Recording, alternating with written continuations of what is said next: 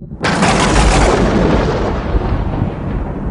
everybody, welcome to episode 29 of Satellite 664. I'm one of your three co-hosts, Kaz Tagyan, and as always I'm joined by Steve Loopy Newhouse and Paul Lindop. Hi gentlemen. Hi, welcome. Thanks for the phone up my sandwich. Look, we'll keep this short. This is part 2 of our London tour of Iron Maiden sites episode.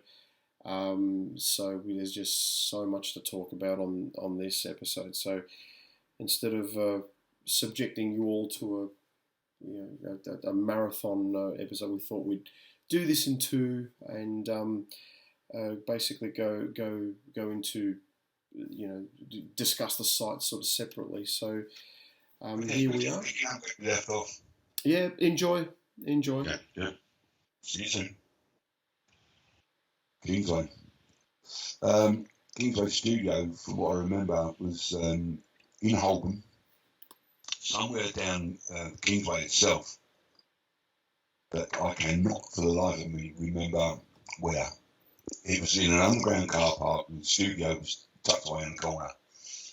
So for everyone, Kingsway Studios, where the debut album was recorded. First album was called, yeah. 1980, yeah. From looking at that's information on the studio, from what I can work out, it was originally owned by a guy who edited French movies. So it was obviously like a sound studio, or like a film studio as well as sound. And that was passed on to his family, like when he passed away. I was under the impression, according to Bruce's book, that the studio was actually owned by Ian Gillan, but I can't find anything to prove that. Look, obviously we'll talk about the debut album in a separate episode because it's something we've wanted to do for a while, but just briefly, tell us about the studio. Tell us about what you remember about the imagery of the studio as the band were recording that first album. Because I always thought it was really, really small. I mean, the actual sound desk was in a wall, in a room facing a wall. It was not like you had a huge window on the other side so that you could actually see what was going on in the studio. The studios themselves were behind the mixing desk. So to me, it was a pokey little hole. I'm sure, again, this has been discussed many times, but if it hadn't been for Will Malone, I think the album would have actually sounded brilliant. Yeah, you just wonder if Martin Birch had actually been at the helm. Again, we can touch on that when we do the album. Yeah, I think so. Look, we won't. There's a few bits and pieces that we won't talk about it. All right, now getting into more. We're getting into some of the more recent stuff. Look, we just have to talk about the Mecca that is, it's an Iron Maiden site in London. That is the old Hammersmith Odeon, which is now called the Apollo. The Apollo. Hammersmith Apollo. Eventim Apollo. Now, you guys are a unique position because Loopy, you've worked at the venue, and not just with Maiden. Let's say you've worked with a whole array of artists. Quite a few. You know, and some acts that are quite polar opposite to Maiden. You know, Spandau Ballet. Duran Duran. I mean, just the list goes on. But so he does. I mean, sorry. What I'm going to have to do one day is actually write it down and post it online somewhere because, as you said, the list was endless. I mean, as you said, not only Maiden, but one of the ones that really stands out or sticks in my head was Gary Newman.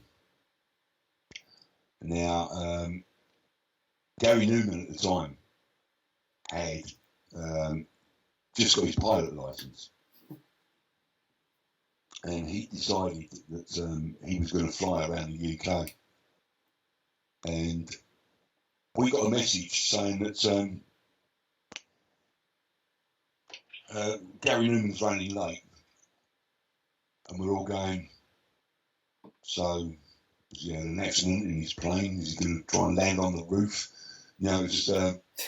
But he eventually turned up about an hour late, but I can't remember for the life of me what the reason was.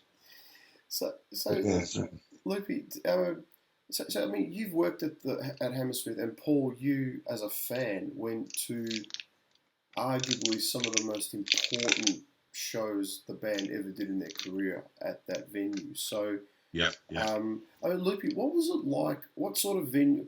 How did you find working at the venue? What did you like about it? What did you not like? I loved that place. Sorry? I loved it. It was easy to get to because at the time I was in either Romford or Barking or Forest Gate. They're all on the district line. Apart from Romford, but Romford, you got the overhead train into Liverpool Street, and then you just get one train. You take you all the way out to Hammersmith. And then you come out of the station, and first thing you do is you go backstage. So you walk down past the Duke of Cornwall, round the corner, and the backstage door was always open because either Tony or Mark, two people that sort of run the place, were always there early. And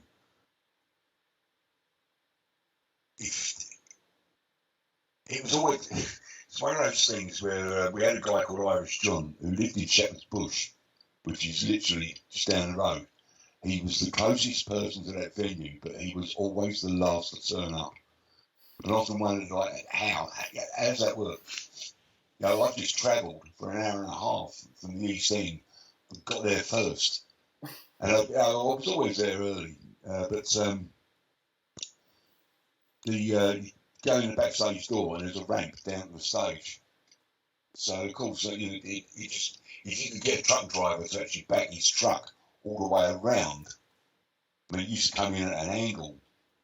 As long as you could get the ramp out from underneath the truck and put it up to the truck, you had no problems. This stuff came straight off of his trailer, down the ramp onto the stage. And then empty boxes were wheeled back out, stored outside until the truck was empty. And then empty cases loaded back on the trailer, and you go off and park up. What do you think of the acoustics of the place? Never really thought about it, but I mean, I did Spotlight. I mean, I used to operate Spotlights there quite a lot, and it always sounded good. It always, yeah, from you know, being a fan of gigs, Hammersmith, the sound was always good in it, yeah. Because it was an old cinema, the sound just was excellent. Every band I've ever seen there, the sound's been so good. I think the only other place I think I've seen in London, Maiden in London, which comes close, was Brixton Academy. Probably because it's got a really, really high ceiling. If there's no one in there and you stood at the audience and clapped your hands, that echo up in the roof, up in the ceiling, would go on and on and on and on. Mm. And how they ever got around that, I don't know. No. I remember I was there in 2007, Brixton, and the sound was unbelievable. It was so good. But going back to Hammersmith, another one would have been the Rainbow Theatre. That was sound there was quite good. The Rainbow Theatre. Look, we'll get onto that in a moment. Paul, what was your favourite gig you saw at Hammersmith? I'm going to say 86. Wow. Mm. But 84 was superb. Were you there the night? Oh, sorry, mate. The only reason 86 I would say was better is because we actually had the Big Eddie come up, where 84 we didn't.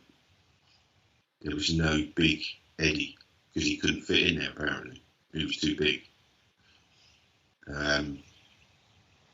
83 was really good. 82, yeah. 88 was excellent as well. But my favourite, I would say, was 86, yeah. What was the vibe?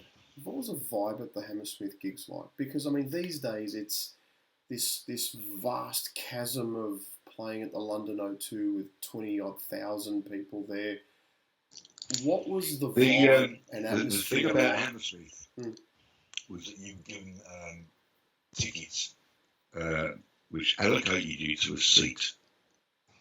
You can guarantee as soon as Maiden or most bands went on, that didn't apply. Everybody stood up and rushed forward.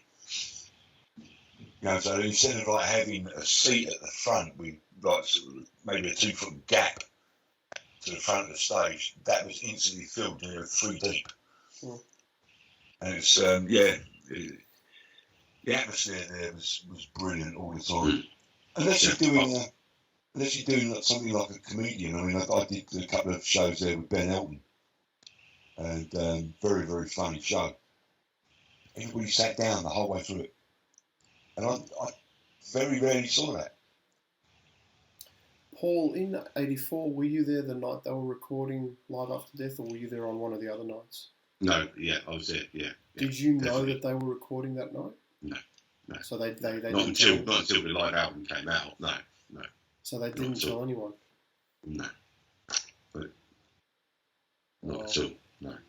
Well, surely someone would have known with the trucks being sort of parked on the side there. Never noticed. We just got there, got in the venue. Used to go in the front doors, and as you went in, they had the merch booth, merch stands at each end. Then you had a big downstairs foyer, and then you looked up, and there was the hole in the ceiling for the upstairs bar where people just used to look over at people coming down or coming in. So we used to just get in there, get a t-shirt, and get to our seat. Because every Hammersmith show I went to, I was on the balcony where we stood, but you had seats where downstairs it was all standing. Mostly it was. And you would have been there in 2005 when they. Yeah. Was that? Yeah. That would have been real sense of homecoming, wouldn't it? Yeah, that was. It was a few days after the Reading Festival, wasn't it? So they did that one. Yeah, that was a great show, and that. I think that sold out in sort of record time. It was fan club only, wasn't it? Yeah. That was really good. I didn't manage to get a t-shirt because they just went. So I was lucky enough. They did a reprint, and if you sent your ticket in for the show, you got a shirt as well. Yeah, because they just went within about 5 minutes of the doors opening. That's brilliant. I would. Going back to the other thing you were saying about not noticing the truck. Yeah. Now the truck would have been parked down opposite stage doors, down the alley down the right hand side.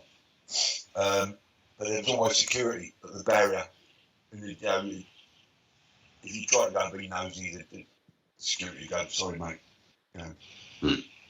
Yeah, we tried a couple of times. You had to have a black pass to get through. That's why we always went round the back by the Duke of Cornwall. Because we had access to like the stage there for a start. But there's also a side door we used to sneak in and out.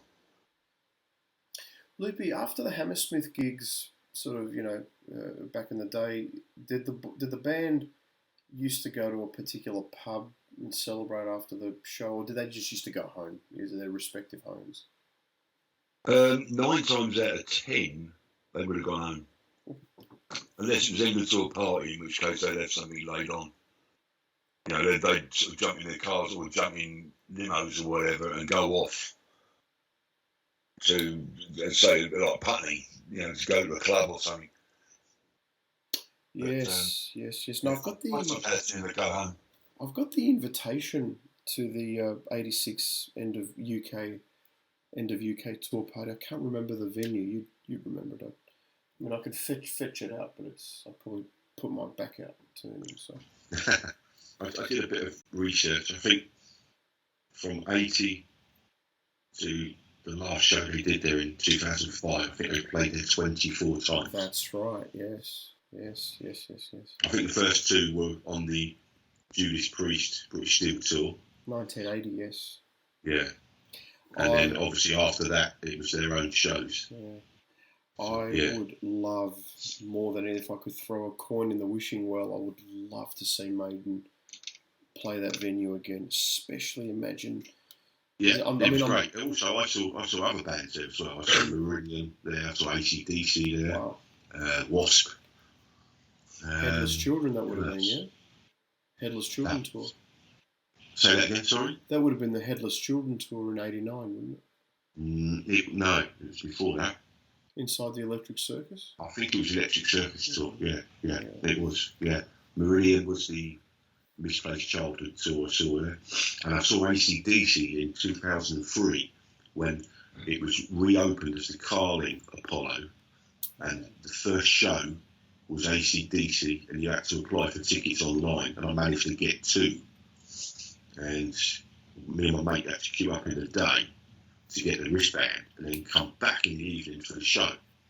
And then people were there when we were queuing outside offering us like £500 for the ticket because they were desperate to get in because they couldn't get. Amazing. And it's in a really nice part of London, isn't it? It's a very upmarket, quite prestigious part of London, isn't it? Or is it? Or not? Kind of, yeah. No, sorry, I'm talking about Hammersmith. Yeah, well, yeah, it is. One way and Shepherd's Bush the other. Yeah, I mean... Because you got Chiswick sort of around the corner. Yeah. And you come from Chiswick and you come round on the A4. And then just as you're going up where the flyover is, you do a left from where I'm coming from, coming into London that way. And then back underneath the flyover. Yeah. Well, of course, there's also another. Just go on and just go home and you're back in comfortable scene. There's another bit of Hammersmith trivia as well. Yes. That the original Beast over Hammersmith artwork has never resurfaced since 1983.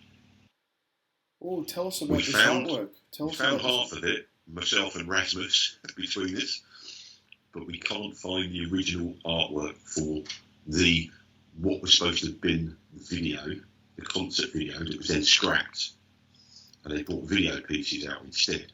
Now, back in '83, they advertised the Beast over Hammersmith with the original Derek Riggs artwork, and that's been lost ever since. And like I said, we found half of it, so it shows half of the Eddie, apart from whole artwork, which from memory, because I remember seeing it, was Eddie standing over the Hammersmith Odeon and the flyover, and it was Derek Riggs did that specific painting for that release that never came out. I never knew about this artwork. I would love to see. I remember seeing it. I remember it, and I've spoken to Keith about it, and Derek Riggs, and it existed in exactly how we all remember, but no one knows where that is now. So would Rasmus have a photo of it? Or? Rasmus has got what I've got of it, where I found it on a online forum to do with EMI releases back in the day, in the 80s, and it was advertised in leaflets and magazines, and I found, and it shows half of the picture, but the rest of it is not there, and I sent that to Rasmus, and Rasmus has got that as well, so we're still hunting for it, so we can find it. We'll have to show that. That is insane. That is, I never knew this. And there's another one where it's like a generic picture of them on stage, and it says the Beast at Hammersmith. That's just a generic picture of them live, but the actual proper artwork has disappeared since '83. I just love how these things just come. This is why I love doing what we do on this show. You just talk about things, and you learn things that you didn't know. It's great. Look, we could talk about Hammersmith just all night, really. But let's keep going on unless someone's got anything more to say about it. Where are we going next? Battery Studios. Is there much to say about Battery Studios other than the fact that a certain number one album was recorded there? And a lot of things went wrong. I was there for the recording of Killers. I'm sorry, Killers was there too, Yeah. Other than that, what I remember of the place was I just remember the room where the band set up with a soundproof door in the centre of the room. So you literally wheel your stuff in, you set it up, you wheel your cases out. And then through the side door from the studio, you come into the control room. And the desk was set up sideways, so the windows were to your right, and the desk was over in the corner. And there were just racks and racks of electrical things, I don't know. Quite a small studio from what I remember. But it's not the studio that you find now, the Battery 2. You can find that quite easily on Google Maps. So, Loopy, if somebody wanted to go to the original site of Battery... It's no longer there. It's no longer there. All right, but where would one go to at least see the where it was? The building. Go to Wilson. Surely the building's there. What I remember from where the studio was, it's literally in the same road as the studio is now. But all they've done is sort of moved it 200 yards, and it's now on a bend. And it's one Banbury Street or something. I can't remember. No, Banbury Street. That was where they had their offices, wasn't it? Is that right? So it's in Willesden, you said. Yeah, Wilson. Yeah, Wilson. That's northwest. Yeah, northwest London. Northwest London. Northwest. All right. It's Wembley way, isn't it? Yeah. That's the easiest way. Everybody knows Wembley, so it's sort of that way. Yeah. Excellent. We actually touched on it before, but let's touch on it again. The Rainbow. So that a famous VHS video was recorded at the Rainbow from that gig in late 1980 or was it? I think it was, because Adrian was in it, wasn't he? That's right. Yeah. So now, ironically, that not a lot of people know this. That the venue exists, the building exists, but it's now pretty much home to an evangelical Christian church who are in the building quite regularly. Yeah, which is I wonder if they know. The history of the place with Maiden. Chances are that there's some kind of memorabilia up on the walls, just to sort of show what the building was like. The one thing that always stood out with that place was the artwork up above the stage. It was like a terrace with figures. And the terrace was always lit up with this sort of like orangey glow, and little towers at each end, and it looked very, very spectacular. Never actually climbed up there, but thank you. Never actually climbed up there, but of course the riggers had to go up there because they had to get up there and drop the lines down for the rigging, but go on. And the Rainbow's quite close to, was it Finsbury Park? Yeah, it was Finsbury Park, wasn't it? Yeah. So Eddie's Lamppost, the Rainbow, they're all very close. Yeah. Yeah. I mean, the one in the Finsbury Park itself, you got the Rainbow Theatre, and the other end was Endymion Road, where the Lamppost was. Fantastic. All right. Another bit of trivia for Rainbow? Please. Yeah, we touched on this before, but the live video with the Eddies at the end, the mask on and the shining the lights. Codd was one of those, and Chris Lang as well. Oh, Chris. Yeah. I actually got asked to do a commercial there for Mars bars. Really? Basically the whole idea was that you've got 3 actors acting as roadies, and they're there to set up a show. But we were actually asked to go in and set the equipment up, and they made it look like these 3 guys were doing all the work. And there was one tiny clip right at the very end of the commercial where you see the back of me carrying some lighting across the back of the stage. Was that when it was Mars a day helps you work, rest and play? Remember that? Yeah. It was a tagline, wasn't it? And the funny thing was that the way the wrapper was actually sort of, like where you tear the wrapper, and they managed to do it in such a way that where you tear it, it's still read Mars on the label. And it's like, I could never do that. But I actually saw that commercial come out probably about 3 or 4 weeks later, and I only ever saw it the once. I have searched for it and searched for it and searched. I can't find it anywhere. So not even on YouTube, no? No, well, as I said, I've searched. But if anybody out there, can point me in the direction, that would be excellent. The Daley Thompson Lucasade adverts on YouTube, is it, with Phantom of the Opera? Yeah, somewhere. I'm going to go eat a Mars bar in your honour, Loopy.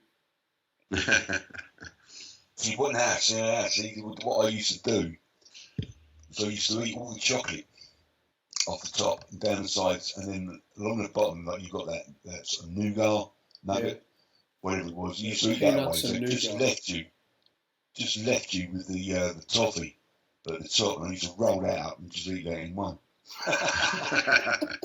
You should totally dissect the Mars bar back in the day. Oh, brilliant. The infamous house on the Isle of Dogs, 1984. Roffey House. Yeah. 2 minutes to midnight, wasn't it? Yep.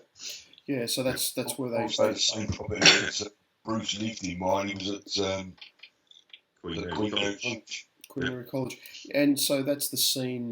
That's the location where they filmed the conceptual part of the 2 minutes to midnight video with those the mercenaries. The mercenaries, that's right, yeah. and they're. Yeah. I don't know what they're plotting to do, but Bruce described it as a hole on the East End with cat piss on the walls and all that sort of stuff. So Yeah. yeah, amazing. So where would one go on the Isle of Dogs to find this? You can find it if you go on the Docklands Light Railway, but the site obviously no longer exists. But I couldn't tell you for the life of me which station you got to get off at. The house exists, right? Probably Canary Wharf, wouldn't it be Canary Wharf? No, I think there's one more after that, because from Canary Wharf you used to go one stop to get off of the London Arena. So that's East Greenwich, and it's North Greenwich. No, that's a lot further. That's where the O2 is, wasn't it? So it's before that, isn't it? Oh yeah. No, the side exists. Surrey Docks, something like that. It's, Surrey Keys or something. Yeah. Roffey House exists, doesn't it? I don't know anymore because all that redevelopment. Okay, all right. Clive Burr's Memorial. Yes, Church of Christ Park or something. It's actually a children's park with class as.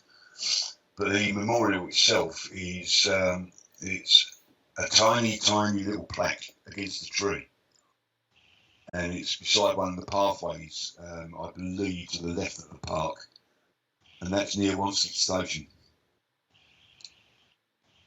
Yeah. So if anyone wants to pay their respects and lay some flowers down, say a prayer, that's where we're going to find it.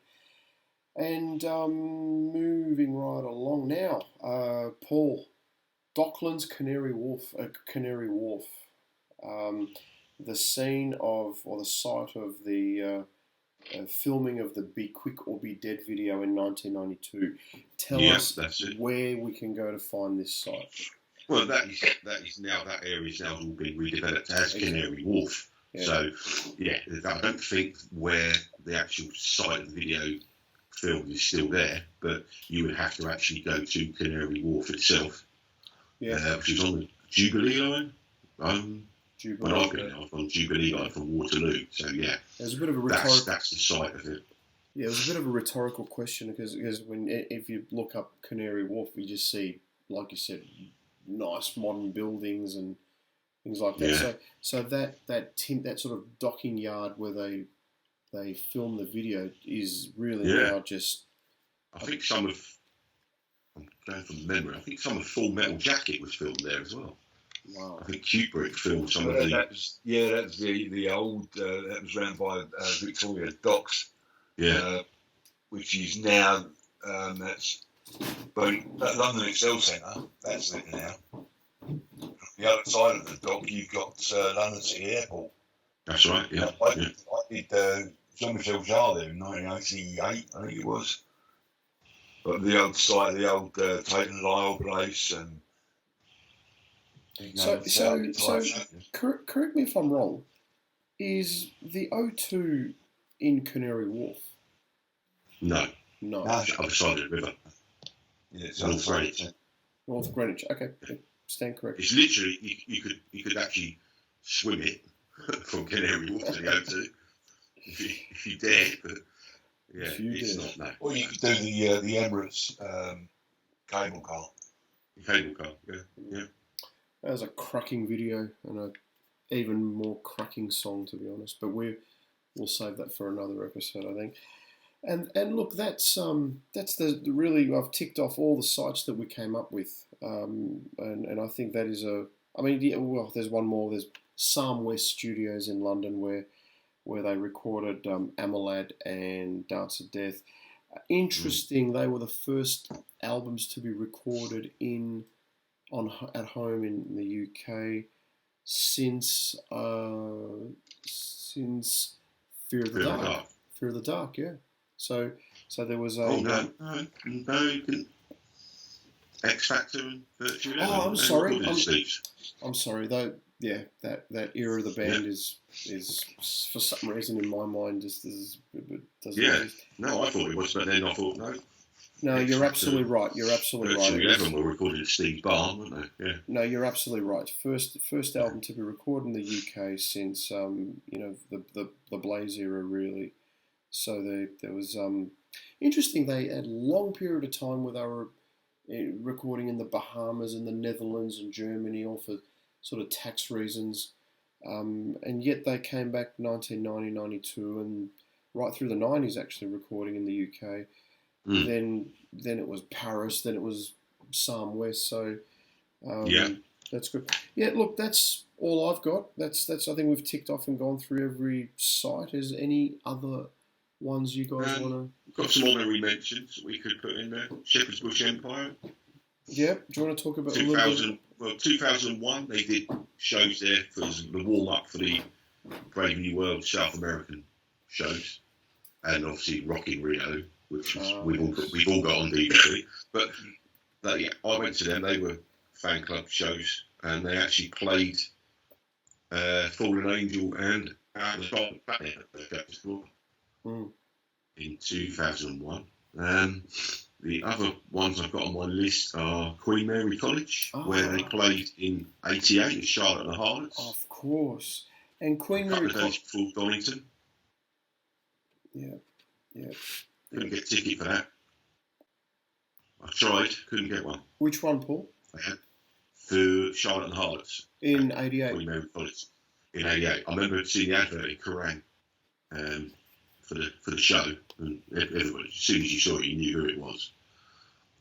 But couldn't get a ticket for that. Also, I've got on my list. Oh, you would have been there, Luca, yeah. I've also got Brixton Academy. We sort of touched on Brixton earlier, but they played there 95, 98. 2002, 2007. Yeah, went to those shows. Earl's Court, Brave New World, Dance of Death, and Matter of Life and Death, which Earl's Court's no longer there. That's been knocked down. I mean, it was a huge building, absolutely huge. It was. I remember going there to the Royal Tour shows. Yeah.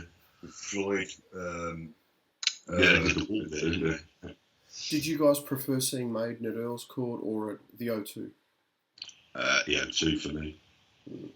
I never saw Earl's Court, so yeah, I've seen it at the O2 now. Yeah. I was at the infamous Matter of Life and Death show where they had the power cut and they started playing football on stage. That was a Friday night. I went to that one. And that was 2006. Yeah. Then we go now to the O2 where they played since 2011. I think was the first show there, which is their London show now, isn't it? That's where they play. It is. That's the modern equivalent to Hammersmith, I suppose, for one of so to speak. It's their homecoming, and well, it used to be Wembley, didn't it? Wembley Arena was the one they started playing in 88. 88, the first Wembley. I saw a few shows at Wembley Arena, but now they don't play there. They just play the O2. Well, no, the thing about the capacity of Wembley Arena is around about 12,000, whereas the O2 is 20. So and it's quite strange to think about this, but they were playing Wembley Arena in 1988 at the peak of their powers. You thought they were the biggest band in the world, and they were then. But now they're playing an arena which dwarfs Wembley Arena, and they're even bigger than they were in 1988 on a global scale. So it's amazing. No, it is a magnificent venue, the O2. Magnificent. It's excellent. I love it. I think it's great. I've seen both bands there. Probably one of my always been a good show. Yeah. Probably one of my favourite Maiden shows was 2018 night. Yeah. 2 was at the O2. Was just. I was at both nights. Yeah. It was fantastic. Let's hope we're. Yeah, the last one on my list, Twickenham. Oh, yes. 2008, only UK show on that tour. Yeah, that wasn't a bad show, actually. I thought that was really good. Yeah. Well, I've heard people moan about it, saying, the sound, this, but for me, I thought it was a really good show. Every band that was on that day sounded good. So, I thought it was a great show. Yeah, 2008. Yeah, that's where we hate it, Paul. Exactly. Everybody's got their own. There will always be people that will complain about everything and anything. You just can't please everybody all the time. So, but I think what we've demonstrated in in the last sort of hour and 20 minutes is that this city is littered with sites. There was another venue they did. They only did it once. The Clarendon Hotel at Hammersmith. What happened there? Maiden played there. That was around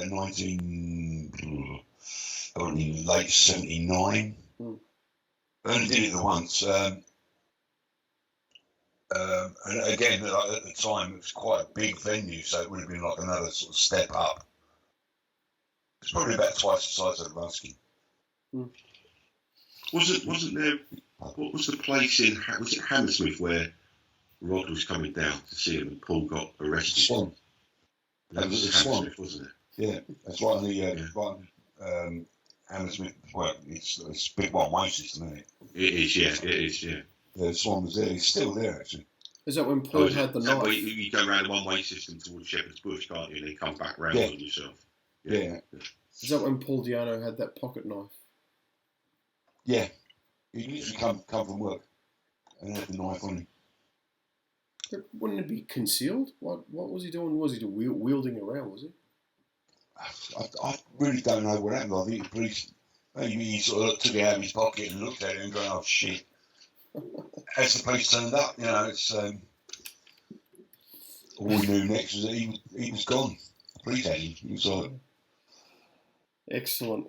Now, look, it's I enjoyed this chat. I think we've demonstrated in the last sort of hour and 20 minutes, that this city is just jam-packed, studded with significant landmarks that effectively tell the history of the band from inception to the current modern era, and it's wonderful. So I think watching this back, somebody could even use it as a guide to doing an Iron Maiden. We probably missed some as well, haven't we? That's the thing. I just actually remember another one. Off the top of my head. If we've missed any of the early stuff, I don't have that in the diaries.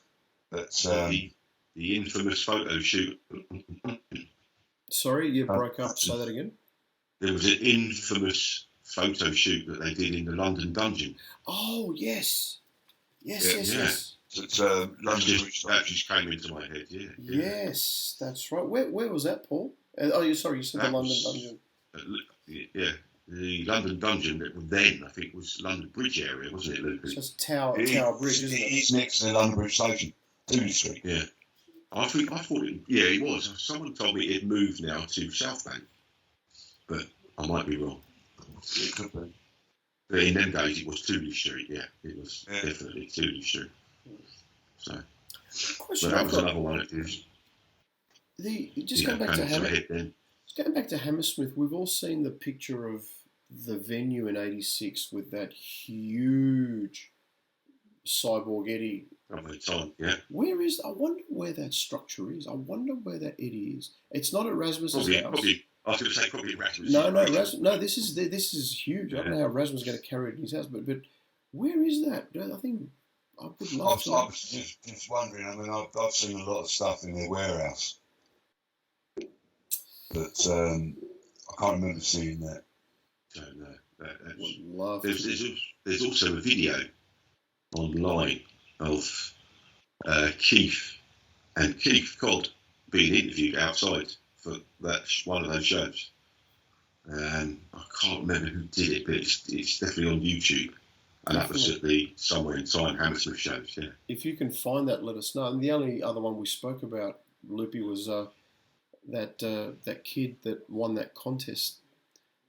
Remember? That was Jim. No, that was Jim Will Fix It, wasn't it? That's it. Yeah. He was the roadie, which is Dom. Now he's Dom Lawson. Dom Lawson, that's right. Yeah. Music journalist, isn't he? Yeah, he's reviewed a few of the albums and done tour program notes as well, isn't he, for the band now?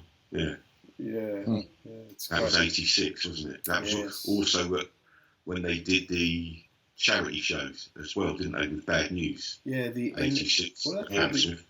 NSPC or NSPCC, yeah. NSPCC. And they were raising money for children, children's charity. Yeah, which NSPCC is the National Society of Protection and Cruelty to Children. Yeah. There's a T-shirt that was event-specific T-shirt that was released for that show only. That's the one. Yeah. Yeah, it said something along the lines of. I paid money to see Iron Maiden and Bad News. Yeah. And on the back in big letters, I am an idiot. It's brilliant. I love it. Well, good. And that is London. That is the Iron Maiden tour of London. We hope you've enjoyed it. Anyone want to add anything else before we say goodbye? To say if we missed anything, leave a comment. Absolutely. And we'll pick it up somewhere else. Yeah, which a lot of viewers do. Yeah, definitely. Which some subscribe. Yeah. Like the video, subscribe, like, share, comment, and hit the bell icon for all notifications. Yeah, subscribe and like so we can do more of these shows effectively. Basically, it really helps. But no, the viewers are great. The viewers actually do sometimes leave comments which clarify things that we've missed or mistakes that we've made. It's wonderful. Yeah. So, all right, gentlemen, as we like to say at the end of each episode, we will see you for the next one. Yes, indeed. Yeah. All right, Bye. take care. Have a safe and wonderful New Year. Again, this episode will come out when, New Year's Eve's already happened. So, everyone, look after yourselves, enjoy it, and let's hope... enjoy the fireworks.